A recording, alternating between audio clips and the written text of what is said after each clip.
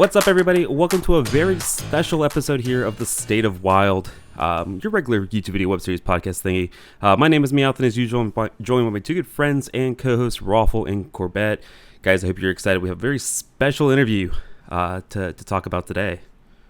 Yeah, I'm very excited about a very special interview that we definitely know nothing about and didn't already record. But I'm excited about it. It's going to be great.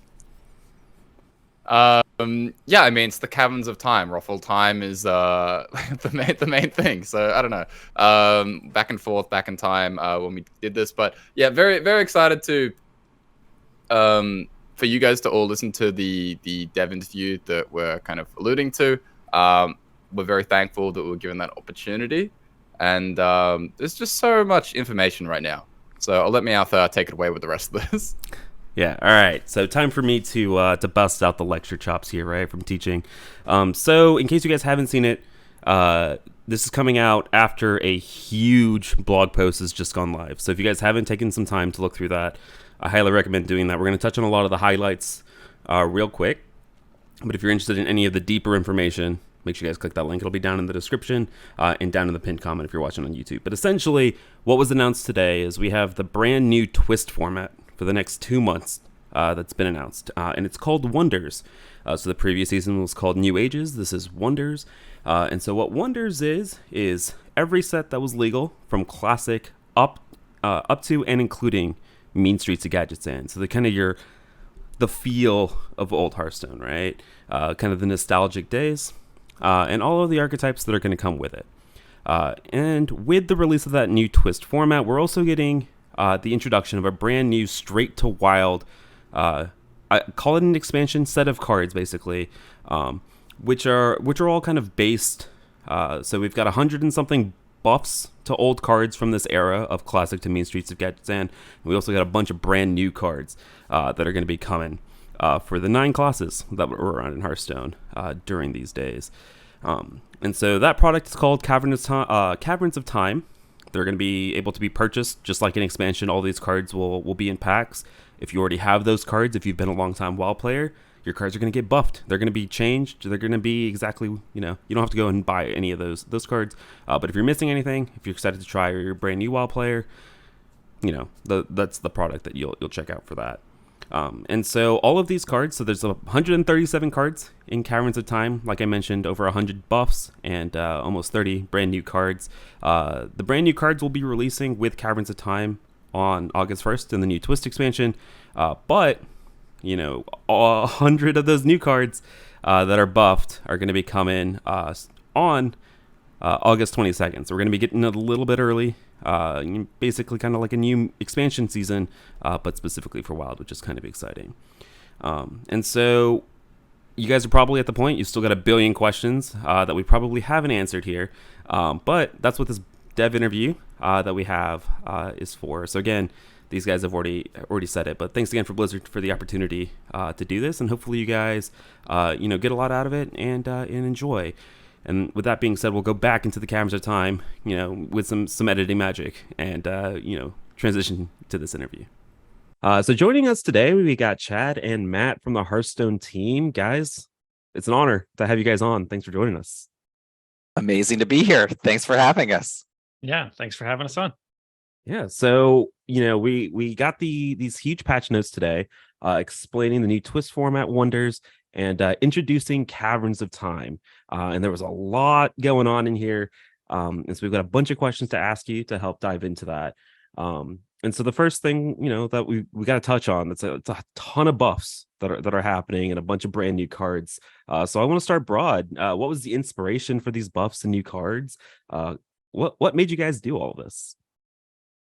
Well, it sort of goes back to thinking about Wild as a format and its place in sort of the whole Hearthstone ecosystem. The original promise of Wild was that it would be a place where you can go and play with your old decks and have lots of fun reliving the glory days, right?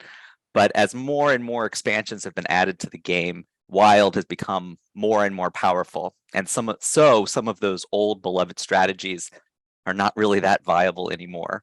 or if they're still present in some form, not very recognizable of maybe what they looked like back in the day.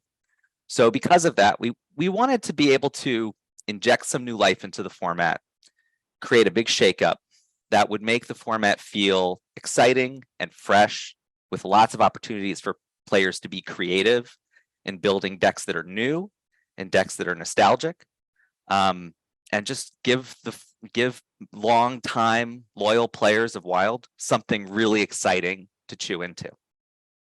Yeah, and this the block that you specifically chose is kind of like a pre-wild type situation, so it really does hit on some of that nostalgia. So or at least that's with the twist in mind, I guess.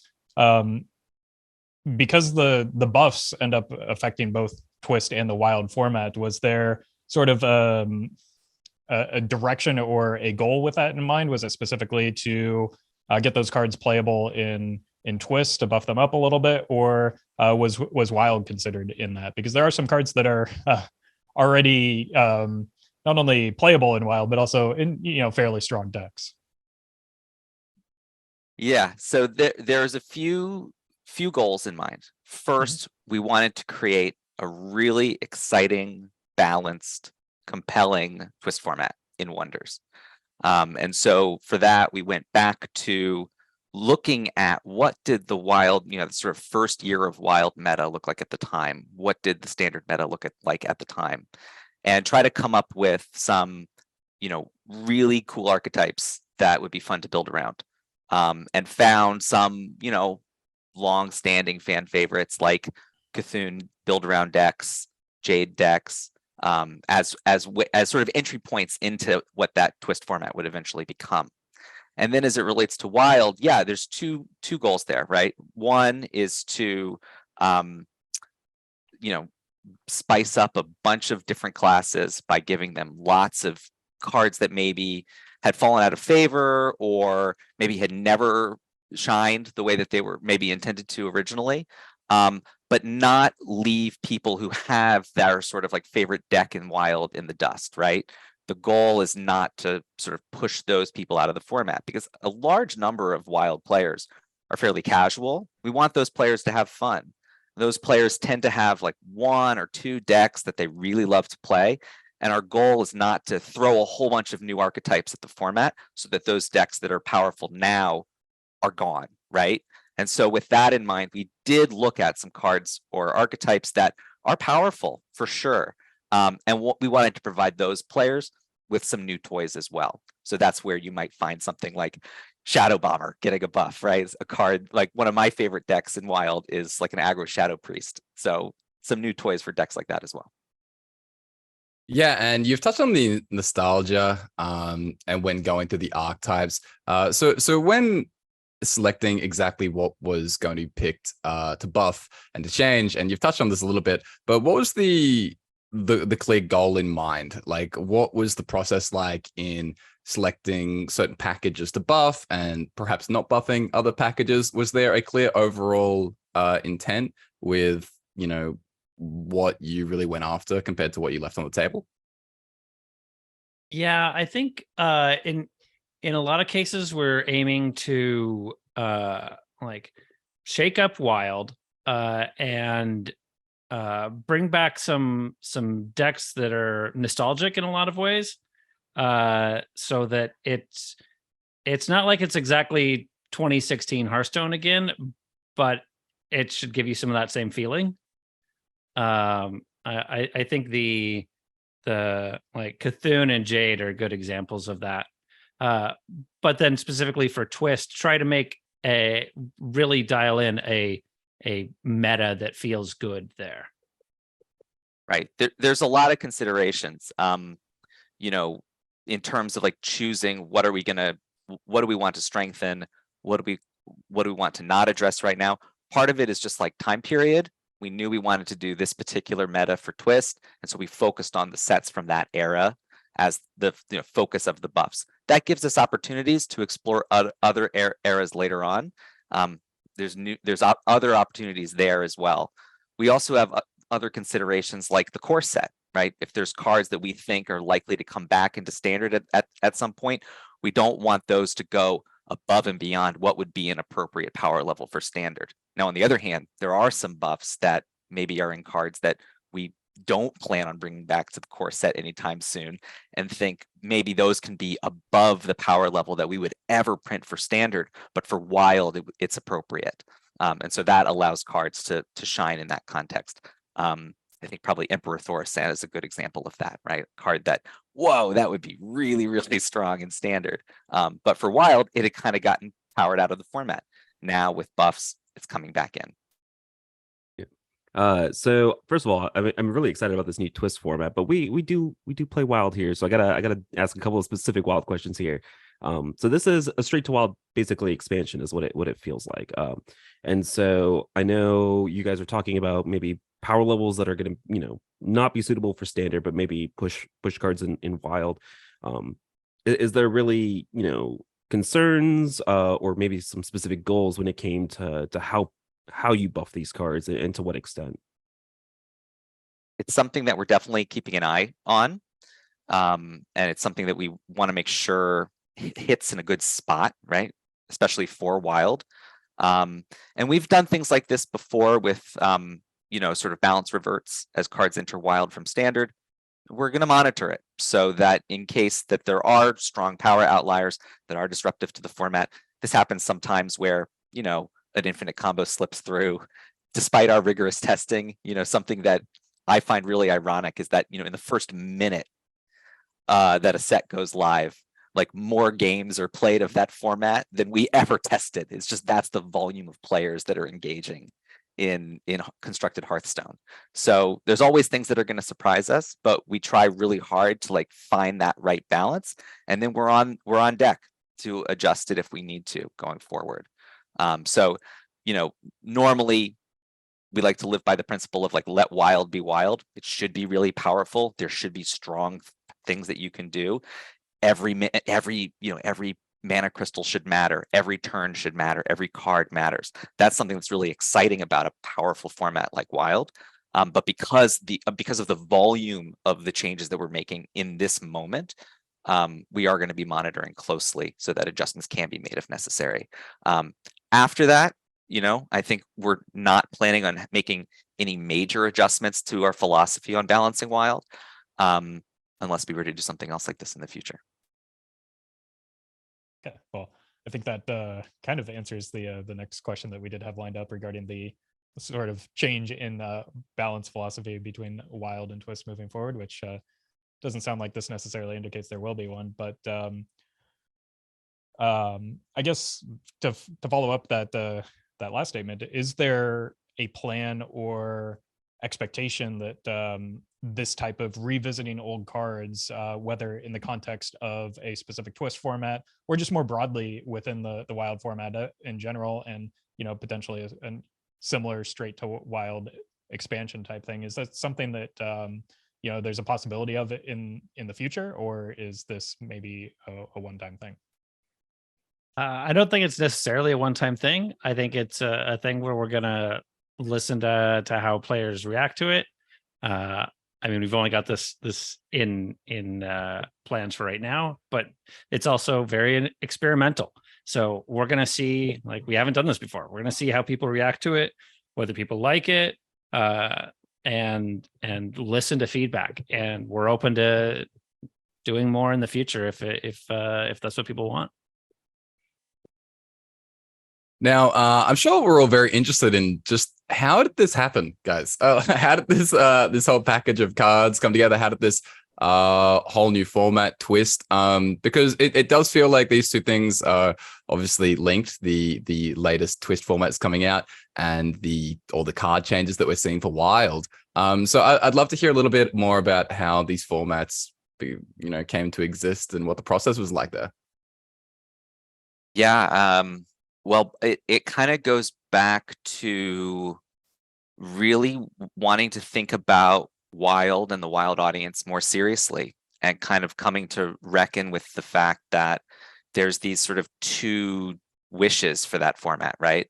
And in some ways, the tension of the format is in their lack of congruency, right? So, we thought we want this to feel, we want we want players to have an opportunity to play nostalgic Hearthstone, right? And we tried Classic, and when Classic launched, it was really exciting to feel like it's 2014 again and live that format again.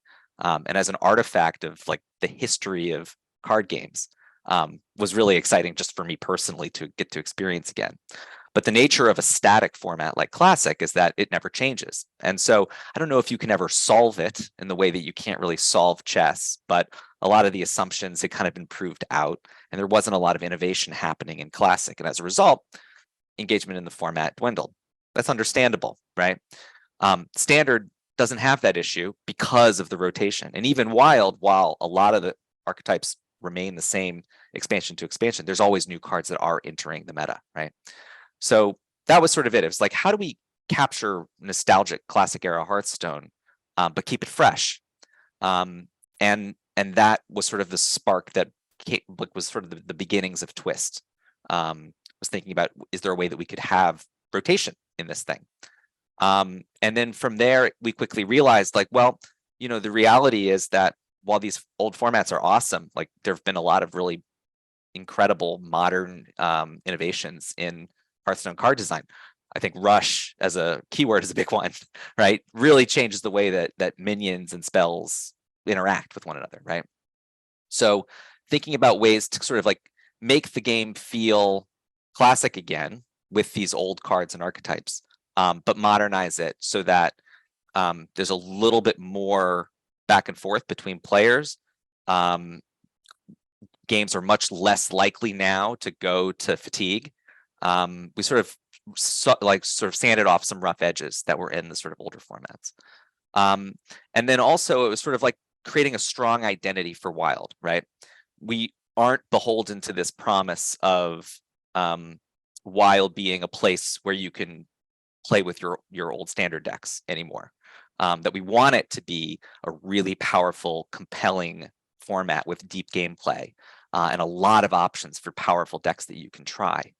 That you can keep consistently from expansion to expansion, even through rotation. And so by pulling out that nostalgic part of it, it allows us to kind of have it both ways. We felt like that was going to be a really big win. And then beyond that, there was this question of like, the Wild audience is one of our like longest lasting, most devoted audiences in the game. So like we love Wild, we love Wild players. We want them to have new toys to play with also. And so that was sort of where this idea for a direct to Wild product kind of came to mind, was like, is there a way that we can give players an easy way to access the new powerful cards in the format? Is there a way that we can signpost new archetypes that people might want to try? And see if there's things that longtime Wild players might want to jump into and get right away. So kind of wanting to answer all of those questions was what led us to this direct to Wild expansion. Yeah, I think I want to add in that like Wild gets new cards all the time because we're releasing new expansions, but those new cards are designed first and foremost to optimize standard play. It's no secret. That's the point of them. Is standard play is the first point there. And we're watching for things that are going to be a problem in Wild. But we wanted to try to do something that was first and foremost, this is optimized around Wild and have that. And I think another point in maybe not the sort of thing that we've talked about at all here, but there's also the cosmetic route of where we've made signatures for some real nice Wild cards. Beep those old god signatures. Oof. And so letting like the Wild to get in on that fun side of things. Super cool opportunity. Go back and make signatures for some super cool cards of the past. Yeah, I think the old gods and even Jades, which are two archetypes getting revamped a little bit here, or at least a little bit of adjustment, are some of the fan favorite archetypes. So I think that having cosmetics associated with those is going to be quite popular. I guess a question I've been hearing a lot within the community and in anticipation of this news is what Wild players can expect for the future of Wild after this type of big announcement, and in particular balance changes. Is this things going to continue as they have with maybe a lighter touch and more additive measures rather than you know, and looking out for those problematic issues, or will there be a more hands-on approach moving forward? Well, I think Wild will continue to be our most powerful format, and Twist will be aimed at the reliving nostalgia, or mixing things up outside of typical Hearthstone style of things. And so, along with standard, each constructed format has like a goal to it, and I think we'll still aiming to, after probably a first round of any reactions that are needed to these changes, we're still aiming for a light touch to Wild, I think. All right. So we've talked a lot about Wild, but I think it's important to know that there's this brand new Twist format that's coming out as well. I want to make sure that we kind of give that its due worth there. Again, I'm really excited. These were some of my favorite years in Hearthstone. And so I kind of just wanted to ask you guys just some general broad questions about what are you guys looking forward to the most from this new Twist format. We've got the rules formats set up. I think they're going to be pretty fun for a lot of the players, but for you guys specifically, what decks are you most excited to try out with the new Twist format? I mean, I have a list of a mile long. There's a lot of really fun stuff to play with here.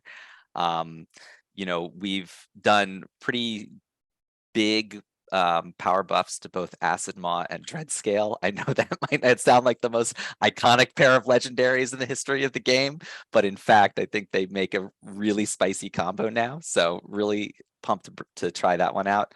I mean, like a Reno Kazakus Priest deck is one that I'm also just like really looking forward to playing very epic games. I want that mirror match day one. Like I'm really excited for that.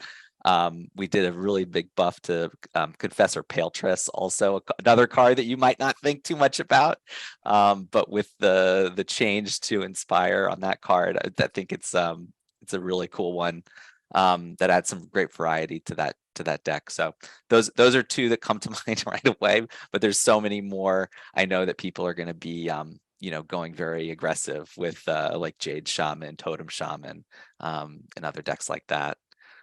Back in this era, I was a Cthulhu Druid main, and so that's another one that I think is going to be really fun to try out early on. Yogg Jade Druid. Yeah, that's that's a really good one too. It's right up my alley, and I gotta tell you, I have been thinking a lot about Confessor Paletress as soon as I saw that buff. So I'm very much looking forward to both of those. Awesome, yeah. I saw that and I was like, that's Roffle right there. I knew it. There's gonna like.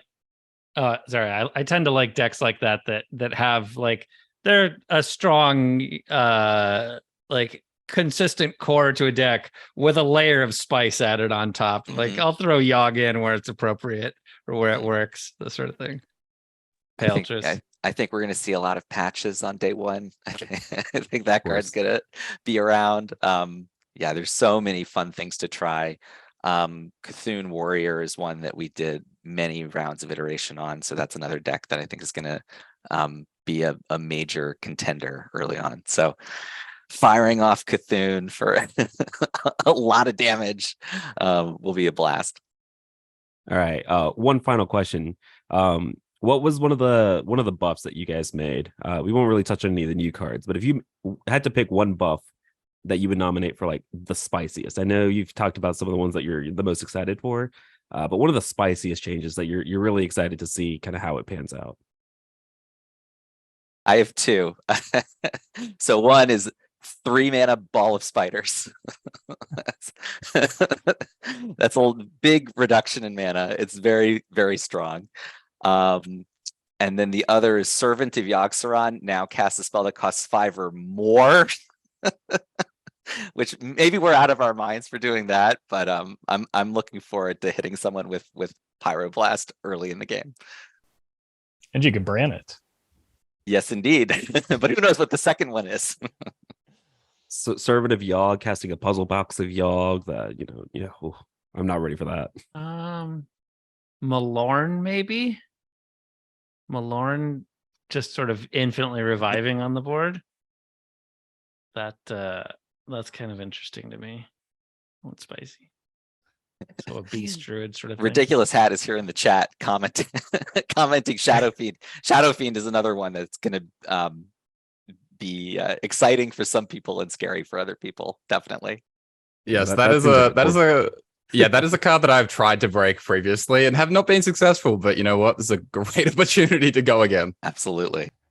Yeah. Corb, Roffle, you guys got any cards you want to throw in here? I'm excited to see some Emperor Thorisons again. I miss him shouting at me as he, taunts me while I'm unable to remove him, and my opponent's hand continues to shrink in mana. So I'm looking forward to that. I think Hat and I once again on the same page. I think both of us would say small time Buccaneer. I miss that boy. He's back. Yeah. I'm personally excited to see the Dark Peddler buff. So that Matt wasn't completely baiting us on Twitter. So making sure that's out there. I know. I wondered if someone was going to mention that. They thought it was about the card from the 26 mini set. It was not. It actually was the Peddler change. It was Peddler. But I'm also really excited to see Mysterious Challenger buffed. I'm excited to see that as a 5 mana card, and ask that very, very important question to a lot of people in WoW that might not have heard it, so far. But yeah, I'm really, really excited for Caverns of Time and of course Wonders, the new twist format. Roffle, Corb, you guys got any last final questions here? No, I just wanted to thank you guys again for joining us today and taking some time out of your day to help explain your thought process and answer some of our questions. Such a pleasure. Thanks for having us. You've got a lot of fans on the team, so it's great to be here and to talk about Wild and Twist and Caverns of Time. So thanks again. Yeah, thank you. It was an honor, guys. Thank you very much. Hey, everybody. Hope you guys enjoyed the interview. Thanks again to Chad and Matt for agreeing to sit down with us. Again, it was an honor. And thanks to Ridiculous Hat for helping us set it up. Much appreciated. Hope you guys enjoyed that and got a lot out of it. I do want to just wrap up and make sure that I shout out my co-host, Roffle and Corb. You guys can check out them on all of their socials and their content creation platforms. You can find all of that information down in the description below. But yeah, I hope you guys enjoyed. Make sure you guys check out the next episode, though, of the State of Wild, where Roffle, Corb, and I will be giving you guys our initial impressions, our initial reactions to all of the news that we have received today. It was a lot. Took a little bit of time to process, but make sure you guys check out that episode if you guys are interested in our reactions. With that being said, again, thanks for everybody that listened. Again, shout outs to my co-host Roffle and Corb, and we will see you guys again next time.